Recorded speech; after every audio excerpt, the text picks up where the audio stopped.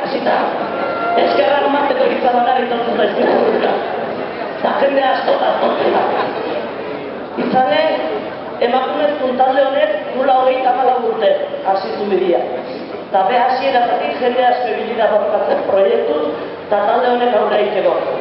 81 hasi zen talde hau historia idazten.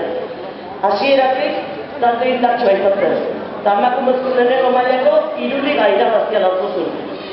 Zoritxarrez, diru kontumatik, bigarren mailara jetxi behar izan zuten, 21 urte. Eta orduzkoztik, 6 igoera fase jokatu dugu, lehenengo mailara iotzeko. Bide luzten gogor eta zail da, pertsona asko pasatu dira taldetik. Jokagaiak, entrenatzaileak, fisioterapeuta, laguntzaileak, lagunak, familiko, eta uste dugu momentu zoragarria dela pertsona guztia eskerrak emateko.